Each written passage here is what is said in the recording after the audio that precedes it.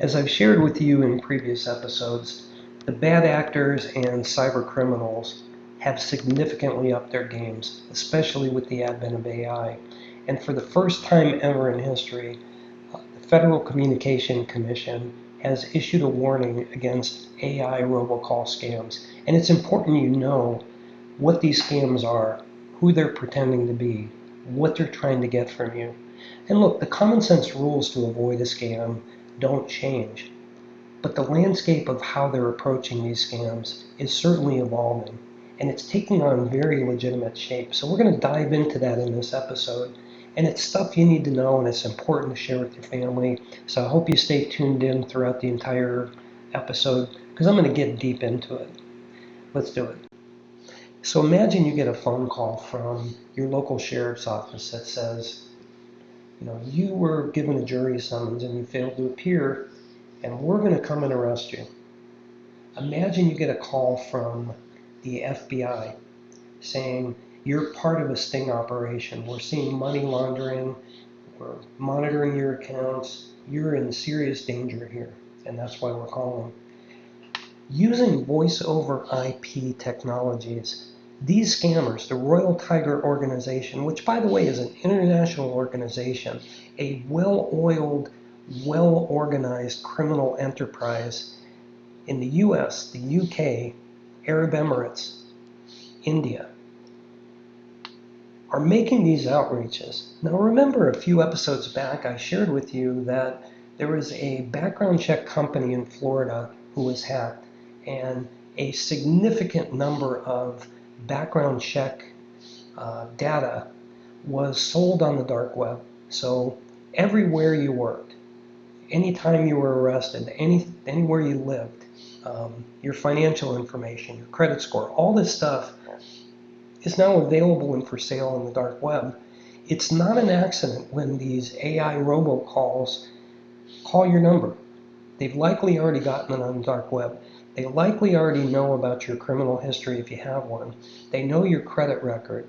They know your credit cards sometimes. They know the addresses you've lived in. They know your relatives. So they're coming in armed to this situation, further armed by the fact that they can disguise their phone numbers as legitimately the FBI or other government agencies. And their whole goal is to scare you and then give you an opportunity to get out. They're going to do you a favor, right? So listen, let's take the most basic one. I had a friend actually get approached with this recently, and she shared her story a couple nights ago. She was to report to jury duty and didn't. And the very next day after she didn't report, she got a phone call from somebody saying, "This is the local sheriff's office. You didn't show up for jury duty yesterday. We're on our way to arrest you." So thinking on her feet, rather than responding to this person, she spent a little bit of time on the phone with them, but eventually hung up. She drove straight to the sheriff's office and asked them what was going on. And they said, "Listen, we're never going to call you. We're just going to come arrest you." So that's one way you know that it's a scam. But these databases and records that are being hacked are being compiled and used by these criminal organizations. Now, the second thing that they're doing, if they're based in the UK or they're based in India, we as a US culture become more and more suspicious when we hear these accents because, I'm 62 as I record this. I remember the days of those scammer calls that would just blow up my phone. And oftentimes they were from folks who had accents. So, unfortunately for those folks doing legitimate work, there is an element of suspicion that does exist when you hear an accent.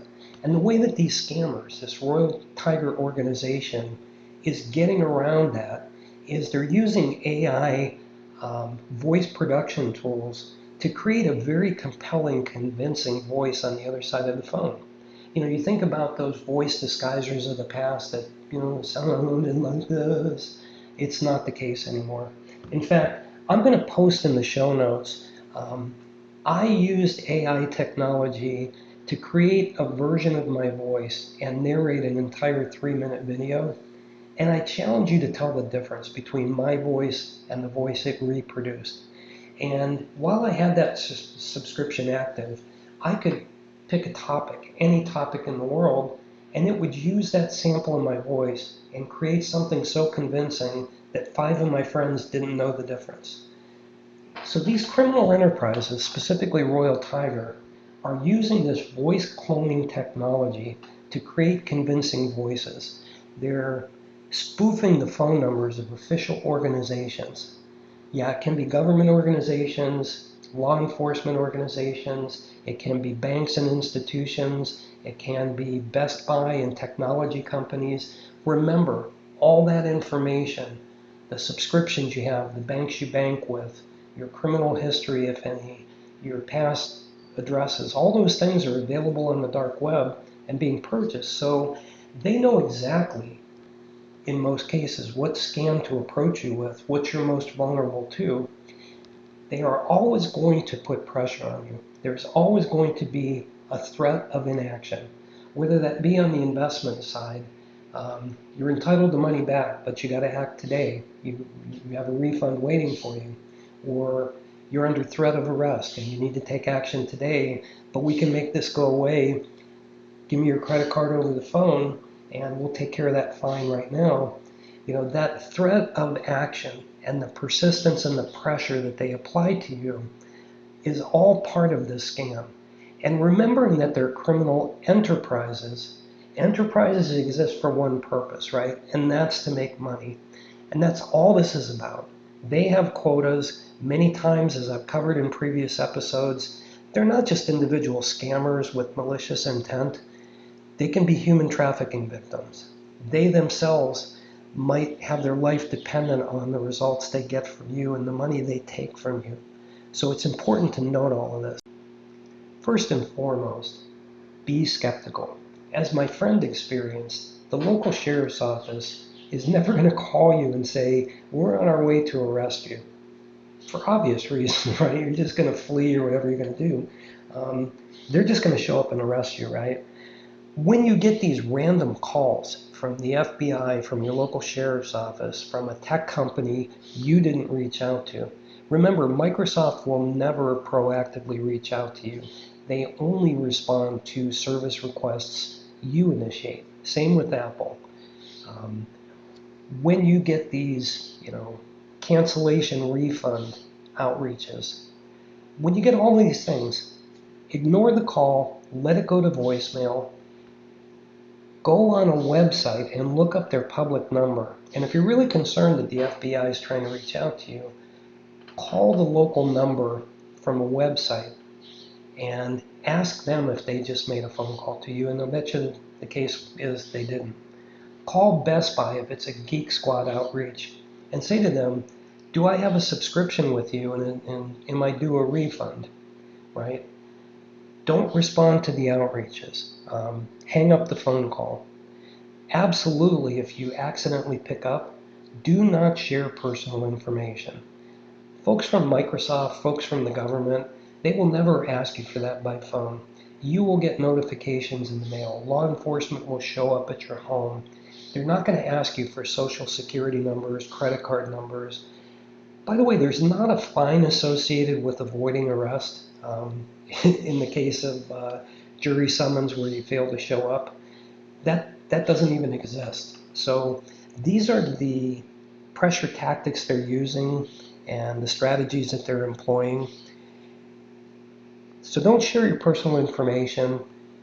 Take another step, report it to the FCC or the FTC, because they keep a database of this and they go out and investigate, and that's how they find organizations like Royal Tiger. What's most important to me is that all of you keep yourself safe. And the way we stay safe in this ever-evolving threat climate that we're in, with more and more sophisticated tools being utilized by scammers to get better at what they do, our best armament against this attack and these attacks is knowledge. And knowledge is power. So I want to thank you for joining me. I hope you got something out of this episode. If you did, please click the thumbs up button. If you haven't done so already, please subscribe. I hope you'll share this with friends and family that might benefit from hearing it. I hope you'll join me for future episodes. My name is Philip Macko. I'm a 5-time published author, host of the Muddy Waters podcast and YouTube series. I hope you have an excellent day.